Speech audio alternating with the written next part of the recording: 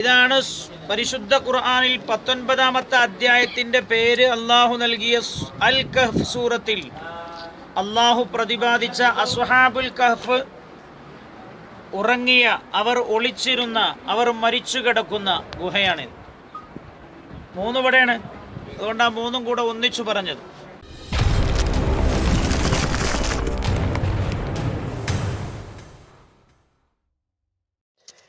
Egypt, Israel, ഫലസ്തീൻ എന്നീ രാജ്യങ്ങളിലൂടെയുള്ള യാത്രയ്ക്ക് ശേഷം ഞങ്ങളിപ്പോൾ എത്തി നിൽക്കുന്നത് ജോർദാനിലാണ്. ജോർദാനിലെ ചരിത്രപരമായ ഒരുപാട് സംഭവങ്ങൾ നേരിൽ കണ്ട് അതിൻ്റെ ചരിത്രങ്ങളൊക്കെ കേട്ടും കൊണ്ടും യാത്ര തുടരുകയാണ്. പരിശുദ്ധ ഖുർആനിലെ 18ാമത്തെ അധ്യായമായ സൂറത്തുൽ കഹ്ഫ്, നമ്മളൊക്കെ വെള്ളിയാഴ്ച പാരായണം ചെയ്യുന്ന സൂറത്തുൽ കഹ്ഫിൽ 7 യുവാക്കളുടെ ഗുഹാവാസികളായിട്ടുള്ളവരുടെ ഒരു കഥ പറയുകയുണ്ടായി. ആ കഥയിൽ പറഞ്ഞ സ്ഥലവും അവർ അന്തിയുറങ്ങുന്നതും എന്ന സ്ഥലവുമാണ് ഇപ്പോൾ നമ്മൾ എത്തി നിൽക്കുന്ന സ്ഥലം. വളരെ ചരിത്രമായ നല്ല രസകരമായിട്ടുള്ള വിവരണത്തോടു കൂടി മുസ്തഫ ഹുദവിയാക്കോട് ഉസ്താദിൻ്റെ വിവരണത്തോടു കൂടിയുള്ള ഈ ഒരു വീഡിയോ കുറച്ച് നീണ്ടു പോകുന്നുണ്ട്. ഒരു 10-20 മിനിറ്റ് ഏതായാലും കാണും.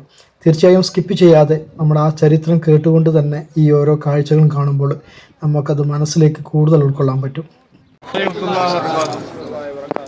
ഇതാണ് പരിശുദ്ധ ഖുർആനിൽ 19ാമത്തെ അധ്യായത്തിന്റെ പേര് അള്ളാഹു നൽകിയ അൽ കഹ്ഫ് സൂറത്തിൽ അള്ളാഹു പ്രതിപാദിച്ച അസ്ഹാബുൽ കഹ്ഫ് ഉറങ്ങിയ, അവർ ഒളിച്ചിരുന്ന, അവർ മരിച്ചു കിടക്കുന്ന ഗുഹയാണ്.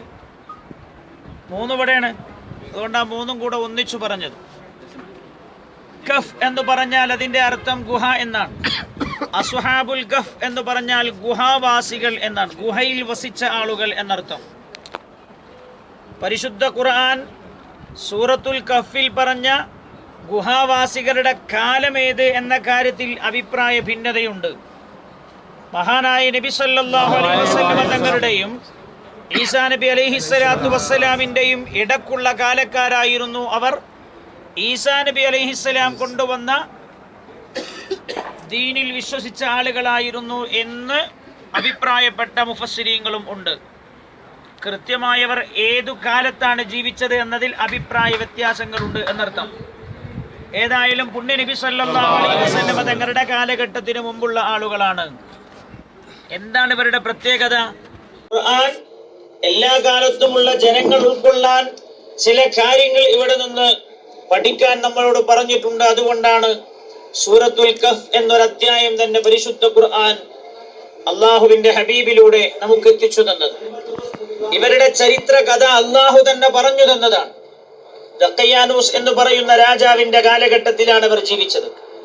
ദഖ്യാനൂസ് രാജാവ് ബഹുദൈവാരാധകനായിരുന്നു എന്ന് മാത്രമല്ല, തന്റെ മതത്തിനെതിരായുള്ള നീക്കങ്ങളോ വിശ്വാസികളോ ഉണ്ടെങ്കിൽ ആ നീക്കങ്ങളെ ചെറുത്തു തോൽപ്പിക്കുകയും അങ്ങനെയുള്ള വിശ്വാസികളെ നിർമാർജനം ചെയ്യുകയും ചെയ്യുക എന്നത് അദ്ദേഹത്തിന്റെ സ്വഭാവമായിരുന്നു.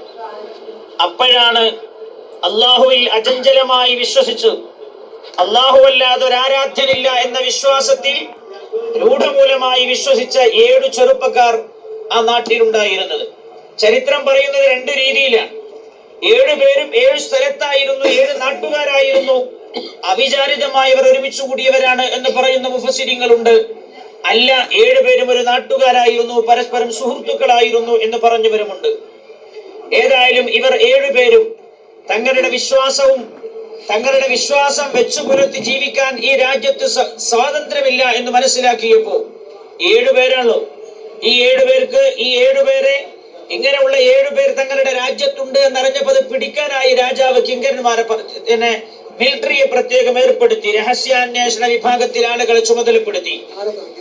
ഇങ്ങനെയുള്ള അന്വേഷണം തങ്ങൾക്കെതിരെ നടക്കുന്നുണ്ട് എന്നറിഞ്ഞപ്പോ ഇവർ ചെയ്തത് തങ്ങളുടെ വിശ്വാസ സംരക്ഷണത്തിന് വേണ്ടി അവർ ഓടിപ്പോയി എന്നാണ് ഖുർആൻ പറയുന്നത്. നമ്മൾ മനസ്സിലാക്കേണ്ട വലിയ പ്രധാനപ്പെട്ട ഒരു കാര്യമാണത്. ഈ 7 പേർക്കും വേണമെങ്കിൽ ഈ രാജാവിനോട് യുദ്ധം ചെയ്ത് മരിക്കാം. പക്ഷെ അതോടുകൂടെ എന്താവും? വിശുദ്ധ ദീൻ നിലച്ചു പോവും. അപ്പൊ ഇവർ ചെയ്തത്, അവർ യുദ്ധം ചെയ്ത് മരിക്കല്ല, അവർ ചെയ്തത് അവരുടെ വിശ്വാസവുമായി ഓടിപ്പോന്നു. ഇതൊക്കെ നമ്മൾ എന്തിനു പഠിപ്പിക്കുന്നു വെച്ചാൽ, നമ്മൾ ഓരോ സാഹചര്യത്തിലും നാട്ടിലും മനസ്സിലാക്കുകയും ഉൾക്കൊള്ളുകയും ചെയ്യുന്ന ചില കാര്യങ്ങളുണ്ട്. അതുകൊണ്ടാണ് അങ്ങനെ അവർ ഓടിപ്പോന്ന് അവർ എല്ലാവരും കൂടെ ഒരു മരത്തിന് ചുവട്ടിൽ ഒരുമിച്ച് കൂടി എന്നാണ്. പല നാട്ടുകാരായിരുന്നു എന്ന് പറയുന്ന മുഫസ്സിരീങ്ങൾ പറഞ്ഞത് ഓരോരുത്തർ ഇങ്ങനെ അവിചാരിതമായ വൃക്ഷത്തിന്റെ ചുവട്ടിൽ വന്ന് ഒരുമിച്ച് കൂടി. അവർ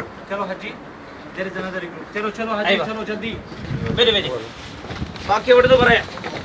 ആ 7 പേരും ഒളിച്ചിരുന്ന ഗുഹക്കാലത്തേക്കാണ് നമ്മളിപ്പോൾ കടന്നു ചെല്ലുന്നത്. അവിടെ തന്നെയാണ് അവരുടെ കബറും അതുപോലെ തന്നെ അസ്ഥിയുമുള്ളത്. അടുത്തടുത്ത് ഭൂമിയിൽ നമുക്ക് 6 അടി മണ്ണയുണ്ടാവും. കുറച്ച് ആൾക്കാർ ഇങ്ങോട്ട് കയറുന്നുള്ളൂ. എന്തായാലും അവസാനം 6 അടി മണ്ണ ഉണ്ടാവുള്ളൂ. പറയാം ഇങ്ങോട്ട് കയറും. കുറച്ച് ആൾക്കാർ കൂടെ കയറും. നമ്മളെ സഹോദരിമാരെ കുറച്ചുകൂടി അങ്ങോട്ട് കയറുന്നുള്ളൂ. അല്ല എന്ന് പറഞ്ഞ ആളുകൾ ഒന്നിച്ചൊരു നാട്ടിൽ നിന്ന് പുറപ്പെട്ടു. ഇവർ ആ മരത്തിന് ചുവട്ടിൽ വന്ന് മശ്വറ ചെയ്തു എന്ത് ചെയ്യണം. അവരെല്ലാവരും കൂടെ പറഞ്ഞു നമുക്ക് ഒളിച്ചോടാം, വിശ്വാസവും കൊണ്ട് ഒളിച്ചോടാം, വിശ്വാസ സംരക്ഷണത്തിന് വേണ്ടി. കാരണം ഈ രാജ്യം നമുക്ക് അനുകൂലമല്ല. 7 ആളുകളെ നമ്മൾ കണ്ടാൽ അവർ കൊന്നുകളയും. അങ്ങനെ അവർ ഓടിപ്പോന്നു. ഓടുന്ന സമയത്ത് ഇവരുടെ കൂടെ ഒരു നായും പിന്നാലെ പോന്നു എന്നാണ്. നായ പിന്നാലെ പോന്നപ്പോ ഇവരുടെ കൂട്ടത്തിൽ ഒരാൾ നായെ കല്ലെടുത്തെറിഞ്ഞു. ഈ നായ അവരുടെ കൂട്ടത്തിൽ ഒരാളുടെ കൃഷിക്ക് സംരക്ഷണമായി പോറ്റുന്ന നായയായിരുന്നു എന്ന് അഭിപ്രായപ്പെട്ടിരുന്നു. ആ നായ ഇവരുടെ കൂടെ പോന്നു. നായ ഇവർ കല്ലെടുത്തെറിഞ്ഞാട്ടിയപ്പോ നായ സംസാരിച്ചു അത്രേ. നായ പറഞ്ഞു നിങ്ങൾ എന്നെ എറിയരുത്. നായ സംസാരിച്ചു. ഞാൻ നിങ്ങളുടെ കൂടെ പോരുന്നത് നിങ്ങൾ അല്ലാഹുവിനെ സ്നേഹിക്കുന്നവർ, അതുകൊണ്ട് ഞാൻ നായവരുടെ കൂടെ പോന്നു. അങ്ങനെ അവർ വന്ന് ഈ മലയുടെ ഈ ഗുഹക്കകത്താണ് അവർ വന്ന് കടന്നതെന്ന്. ഒരു ഗുഹ കണ്ടു. ഈ ഗുഹക്കകത്തേക്ക് അവർ കടന്നു. എന്നിട്ട് അവർ റബ്ബിനോട് ദുആ ചെയ്തു. ഇവർ ഈ ഗുഹക്കകത്തേക്ക് കടന്നപ്പോൾ നായ ഈ ഗുഹയുടെ പുറത്തും കടന്നു.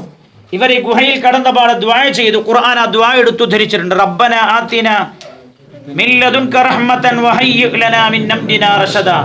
പടച്ചോനെ, റബ്ബന ആതിന മിൻ ലദുൻക റഹ്മ, നിന്റെ ഭാഗത്തു നിന്നുള്ള റഹ്മത്ത് ഞങ്ങൾക്ക് നൽകണം എന്ന് ദുആ ചെയ്തു.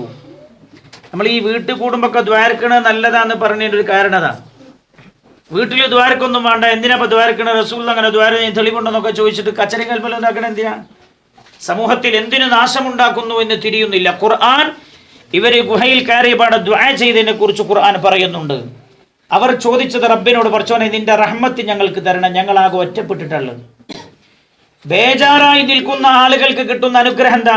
ഒരാൾ ടെൻഷനായി നിൽക്കുകയാണ്, അയാൾക്ക് കിട്ടുന്ന അനുഗ്രഹം എന്താ? അയാൾക്ക് വേണ്ട അനുഗ്രഹം എന്താണ്? സമാധാനാണ്. ഒരാൾക്ക് സമാധാനം കിട്ടുന്ന ഏറ്റവും നല്ല സമയം ഏതാ? ഉറങ്ങണ സമയം. അള്ളാഹു പറയണം, അപ്പം നമ്മൾ അവരെ ഉറക്കിക്കളഞ്ഞു. ടെൻഷൻ ഉണ്ടാകുമ്പോൾ ഉറക്ക് വരില്ല മനുഷ്യന്. അവർ ഈ ദുആ നിർവഹിച്ചു കഴിഞ്ഞു, അവരങ്ങനെ ഉറങ്ങിപ്പോയി. അവർ ഉറങ്ങിയതിനെ കുറിച്ച് ഖുർആൻ പറയുന്നത് 300 കൊല്ലം എന്നാണ്. സൂര്യസഞ്ചാര വർഷപ്രകാരം കൂട്ടി നോക്കിയാൽ 300 കൊല്ലം. 300 380 എന്ന് പറഞ്ഞാൽ ചന്ദ്രവർഷപ്രകാരം കൂട്ടി നോക്കിയാലാണ്. സ്കൂളോ മദ്രസയോ പോയിട്ടില്ലാത്ത പുണ്യ നബി സല്ലല്ലാഹു അലൈഹി വസല്ലം തങ്ങളാണ് ഈ സൂര്യചന്ദ്ര വർഷങ്ങളുടെ സഞ്ചാരത്തിന്റെ വ്യത്യാസം ലോകത്തെ പഠിപ്പിച്ചത്. ഖുർആന്റെ വലിയൊരു മുഅ്ജിസത്താണത്.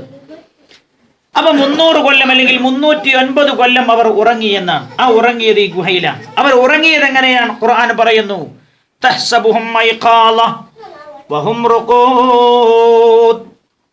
അവർ ഉറങ്ങുകയാണ്, പക്ഷെ അവരെ കണ്ട ഉണർന്നിരിക്കുകയാണ് എന്നാ തോന്നുക. അപ്പൊ കണ്ണ് തുറന്നിട്ടാണ് അവർ ഉറങ്ങിയത്.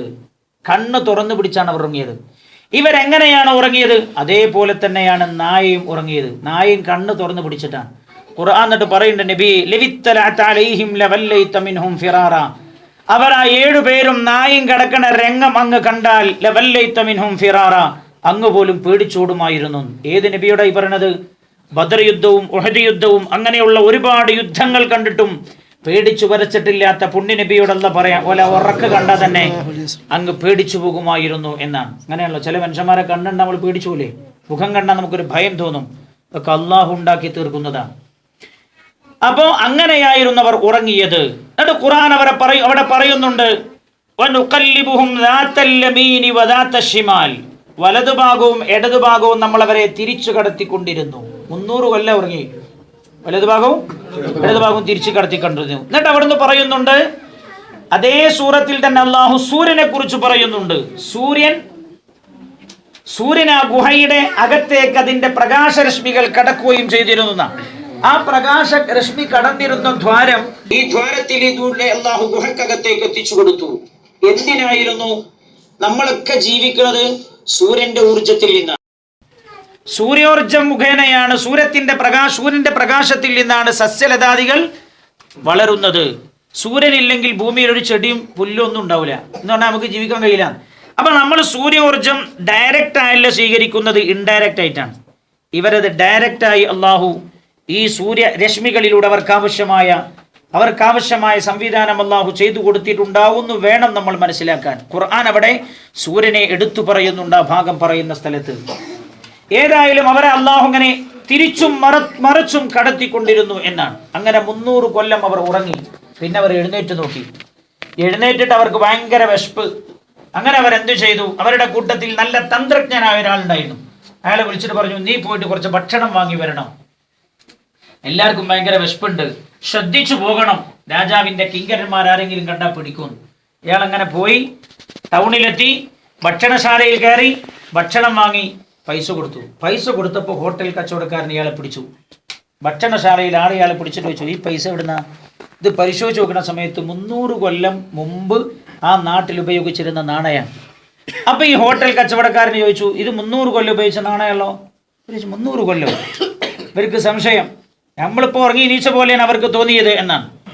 അപ്പൊ പിന്നെ കാര്യങ്ങളൊക്കെ ചോദിച്ചു മനസ്സിലാക്കിയപ്പോഴാണ് കുറച്ച് കഴിഞ്ഞപ്പോൾ ഈസാ നബി അലൈഹിസ്സലാമിന്റെ നാമം കേൾക്കുന്നുണ്ട് ആ ഭാഗത്ത് നിന്ന്. അപ്പോഴാണ് ഇവർക്ക് മനസ്സിലായത്, ദഖിയാനുസ് രാജാവിന്റെ കാലം മാറിയിട്ടുണ്ട്, പുതിയ ഭരണം വന്നിട്ടുണ്ട്, ഞങ്ങൾ ഉറങ്ങിയിട്ട് 300 കൊല്ലമായി എന്നവർക്ക് മനസ്സിലാകുന്നത് എപ്പോഴാണ്. ഉടനെ ഇവരെ രാജാവിനെ അറിയിച്ചു. മന്ത്രിമാർ വന്നു.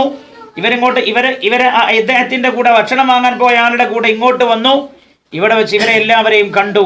ഇവരാ രാജാവിന്റെ മന്ത്രിമാരുമായൊക്കെ സംസാരിച്ചു. പിന്നെ ഇവർ പോയി കടന്നവർ മരിച്ചുപോയി. അവർ മരിച്ചു. പിന്നെ അവരെ രാജാവ് ഖബറടക്കം ചെയ്യാൻ രാജാവ് ആജ്ഞാപിച്ചത് സ്വർണത്തിന്റെ പെട്ടിയിലാണ്.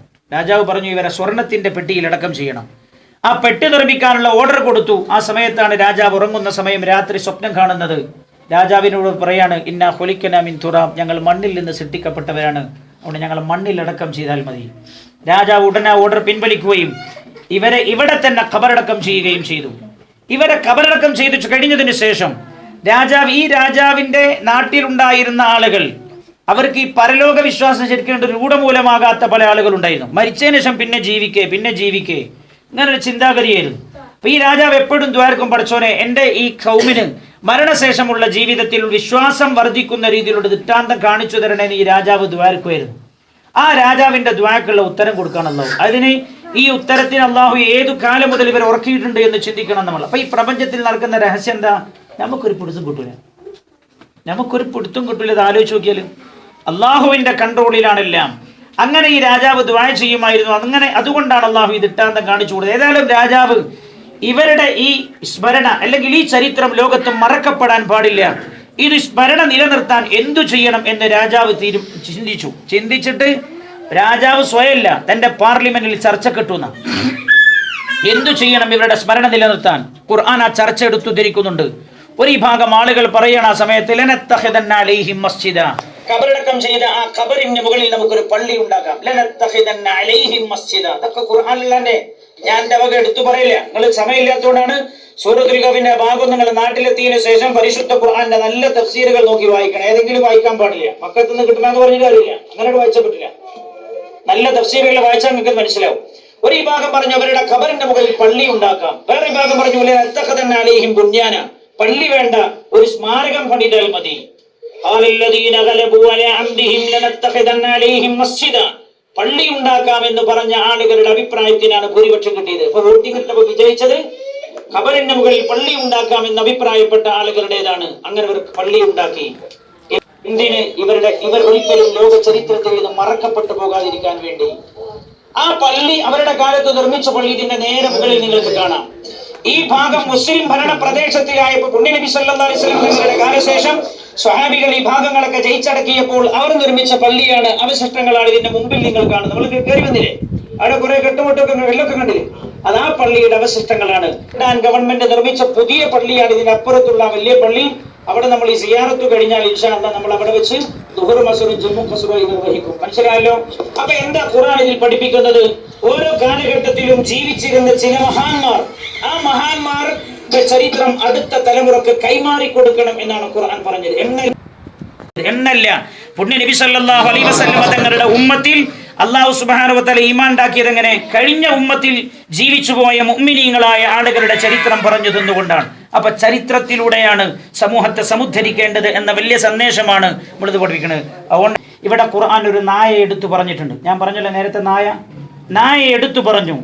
ആ നായയുടെ സ്വഭാവം, ആ നായ 4-5 തവണ ഖുർആൻ എടുത്തു പറയുന്നുണ്ട്. വകൽബുഹും ബാസിത്തുൻ ദിറാഇഹി ബിൽ വസീദ്. കൽബുഹും, കൽബ് എന്ന് പറഞ്ഞാ ഏത് പച്ച നാടനും അറിയണാണ്. ദേഷ്യം പിടിക്കുമ്പോൾ ചിലപ്പോൾ കൽബ് വിളിക്കാൻ പാടില്ല, പക്ഷെ പലതും നമ്മളല്ല പലരും പ്രയോഗിക്കണ കാണാം. കൽബുഹും, അവരുടെ നായ. ഒരു തവണയല്ല 3, 4, 5 തവണ ഖുർആൻ എടുത്തു പറഞ്ഞിട്ടുണ്ട് അവിടെ. കൽബുഹും, കൽബ്. യഖൂലൂന സബഅത്തും വസാമിനുഹും കൽബുഹും. പിന്നെ കാണാം, അതിന്റെ മുമ്പ് കാണാം യഖൂലൂന ഖംസത്തുൻ സാദിസുഹും കൽബുഹും. കൽബുഹും, കൽബുഹും, കൽബുഹും. എത്ര വലിയൊരു നായ! ലോകത്ത് എത്ര നായുണ്ട്? അള്ളാഹു ഈ നായയെ എടുത്തു പറയുകയാണ്. എന്താ അതിന്റെ കാരണം? പുണ്യ നബി സല്ലല്ലാഹു അലൈഹി വസല്ലം തങ്ങൾ പറഞ്ഞു, അള്ളാഹു മഹ്ശറയിൽ എല്ലാവരും ഒരുമിച്ച് കൂട്ടിയ മറ്റു ജീവജാലങ്ങളോടൊക്കെ പറയും, ഗൂനു തുറാബ, അങ്ങളൊക്കെ മണ്ണായി കളിയുന്നു. 10 ജീവികളോടൊഴികെ അതിൽ ഒരു ജീവി വഖത്മീറു അസ്ഹാബിൽ കഹ്ഫിന്റെ നായയാണ്. ആ നായന്റെ പേരാണ് ഖത്മീർ. ആ നായ അസ്ഹാബുൽ കഹ്ഫിനോടൊപ്പം സ്വർഗത്ത് പോകുന്ന നായയാണ് എന്ന് ഇമാം മുജാഹിദ് തങ്ങൾ രേഖപ്പെടുത്തിയിട്ടുണ്ട്. എന്താ ഈ നായ ചെയ്ത പ്രത്യേകത? ഈ നായ നിസ്കരിച്ചിട്ടല്ല, നോമ്പ് നോറ്റിട്ടല്ല, ഹജ്ജ് ചെയ്തിട്ടല്ല, സക്കാത്ത് കൊടുത്തിട്ടല്ല. അപ്പൊ നിങ്ങൾ മനസ്സിലാക്കരുത്, ഈ യാത്ര നല്ല പര്യവസാന. അൽഹംദുലില്ലാഹ്. നായക്ക് നിസ്കാരം, നോമ്പും സക്കാത്തൊന്നും നിർബന്ധമില്ല. ഈ നായ ചെയ്തത് ഇവർ ഓടിപ്പോകുമ്പോൾ കൂടെ പോന്നു. എന്താ അവരോട് പറഞ്ഞ്, ഇന്നി ഉഹിബ്ബുക്കും, ഞങ്ങളെ സ്നേഹിക്കുന്നുണ്ട്, നിങ്ങൾ അള്ളാഹിനെ സ്നേഹിക്കുന്ന ആളുകളാണ്, അതുകൊണ്ട് നിങ്ങൾ എന്നെ എറിഞ്ഞാട്ടി ഓടിക്കരുത്, ഞങ്ങളെ കൂടെ വരികയാണ്. ആ നായ വന്നു. ഇവരുറങ്ങിയപ്പോ ഇവർക്ക് അള്ളാഹു എന്തു കറാമത്താ കൊടുത്തത്, അതേ കറാമത്ത് നായക്ക്. ഇവർ കണ്ണ് തുറന്നുറങ്ങി, നായയും കണ്ണ് തുറന്നുറങ്ങി. ഇവർ 300 കൊല്ലം ഉറങ്ങി, നായയും 300 കൊല്ലം ഉറങ്ങി. ഇവർ മരിച്ചു, നായയും മരിച്ചു. ഇവരെ ഇവിടെ ഖബറടക്കം ചെയ്തു. 3 ഖബർ ഇവിടെ ഉണ്ട്, 3 ഇവിടെ ഉണ്ട്, 1 അവിടെ ഉണ്ടാവും. അല്ലേ? ഇവിടെ ഉണ്ടാവും, താഴെ ഉണ്ടാവും. 7 ഖബറുകളാണുള്ളത്. ഈ 7 ഖബറുകൾ പിന്നെ ഇതിൽ നിന്ന് അവയിലെ അവശിഷ്ടങ്ങളെല്ലാം എടുത്ത്, ഈ അസ്ഥികളെല്ലാം എടുത്ത് ഈ ഒരു ഖബറിൽ ശേഖരിച്ചിട്ടുണ്ട്. ഇതിന്റെ അകത്തേക്ക് കാണാനുള്ള സൗകര്യമുണ്ട്. ഇപ്പൊ എല്ലാവരുടെയും നോക്കരുത്, ഞാൻ പറയും. ഇതിന്റെ ചില്ലുണ്ട്. ആ ചില്ലിനകത്തൂടെ നിങ്ങൾ നോക്കിയാലേ ആ അസ്ഹാബുൽ കഹ്ഫുകളുടെ അസ്ഥികൾക്കിടയിൽ ആ നായയുടെ അസ്ഥിയും കാണാൻ കഴിയും. നായയുടെ അസ്ഥി ഇപ്പോഴും അള്ളാഹു സൂക്ഷിച്ചാൽ. എന്താ ഈ നായ ചെയ്തത്? ഇവരെ കൽബ് കൊണ്ട് സ്നേഹിച്ചതാണ്. പുണ്യ നബി സല്ലല്ലാഹു അലൈഹി വസല്ലം തങ്ങൾ പറഞ്ഞത്, അൻത മഅമൻ അഹബബ്ത. ഒരു സഹാബിക്ക് വന്ന് ചോദിച്ചു, നബി എപ്പോഴാ ഖിയാമത്താൽ? റസൂലുള്ളാഹി പറഞ്ഞു, നീ എന്താ ഖിയാമത്തിനോട് ദുഃഖി വെച്ചത്? അപ്പൊ പറഞ്ഞു, യാ റസൂലുള്ളാഹി, ഒന്നുമില്ല, അള്ളാഹിനോടും റസൂലുള്ളാഹിനോടും വലിയ ഇഷ്ടമാണ്. ഉടനെ പറഞ്ഞത്, അൻത മഅമൻ അഹബബ്ത, നിങ്ങളെ സ്നേഹിച്ച ആളുകളുടെ കൂടെയാണ് എന്ന്. നിങ്ങളെ സ്നേഹിച്ച ആളുകളുടെ കൂടെയാണ്. അള്ളാഹു അതിട്ടാതകൾ സ്നേഹിച്ചപ്പോ ജീവിതത്തിൽ ഒന്നിച്ചു, മരിച്ചപ്പോ ഒന്നിച്ചു. ഒരു നായെ, കേവലം ഒരു നായ മരിച്ചപ്പോ ഒന്നിച്ചു, ഖബറിൽ ഒന്നിച്ചു, സ്വർഗത്തിൽ ഒന്നിക്കുന്നു. ഷഫീഉനാ റസൂലുള്ളാഹി. നമ്മൾ അള്ളാഹു ഇഷ്ടപ്പെട്ട ആളുകളെ സ്നേഹിച്ചാൽ അള്ളാഹു നമ്മളെ മടക്കൂല, വെറുതാക്കൂല എന്നുള്ളതിന് ഏറ്റവും വലിയ ദിട്ടാന്നാണ്. റബിയുൽ അവ്വലായാലും നബിദിനായാലും ഏത് മൗലൂദായാലും ഒക്കെ നമുക്ക് അവരോടുള്ള സ്നേഹം കൊണ്ട് ചെയ്യാന്നല്ലാതെ അവരാരെങ്കിലും അള്ളാഹ് ആരെങ്കിലും വിശ്വസിക്കുന്നുണ്ട്? ഇല്ല. കഴിഞ്ഞ തലമുറയെ അടുത്ത തലമുറയിൽ നിലനിർത്താൻ ആവശ്യമായ എല്ലാ സംവിധാനവും ചെയ്യണം എന്ന സന്ദേശമാണ് അസ്ഹാബുൽ കഹ്ഫ് നമുക്ക് നൽകുന്ന ഒരു സന്ദേശം. രണ്ടാമത്തെ സന്ദേശം, അള്ളാഹു ഇഷ്ടപ്പെട്ടവരെ മുഴുവൻ നമ്മൾ ഇഷ്ടപ്പെടണം എന്നാണ്. അവരൊന്നും പറയരുത്, നമ്മൾ അവരെ ഇഷ്ടപ്പെടണം. അവരെ ഇഷ്ടപ്പെടുന്നത് വിജയിക്കാനുള്ള ഏറ്റവും നല്ല വഴിയാണ് എന്ന് സയ്യിദുനാ അനസ് റളിയല്ലാഹു അൻഹു ഹദീസ് റിപ്പോർട്ട് ചെയ്തിട്ട് പറയുന്നുണ്ട്, ഞാൻ ഇതിനേക്കാൾ സന്തോഷിച്ച വേറെ ദിവസം എൻ്റെ ജീവിതത്തിൽ ഉണ്ടായിട്ടില്ല. ആലോചിച്ചു, എന്തേ?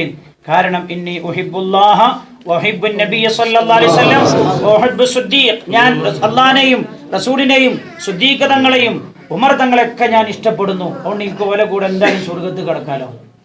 അപ്പൊ അള്ളാഹു ആ ഹുബ്ബ് നമുക്ക് നിലനിർത്തി തരട്ടെ, ആ സ്നേഹം അള്ളാഹു നമുക്ക് നിലനിർത്തി തരട്ടെ. ഒക്കെ നമ്മൾ അള്ളാഹുവിന്റെ പേരിൽ മാത്രമാണ് ആരെയാണെങ്കിലും നമ്മൾ സ്നേഹിക്കുന്നത്.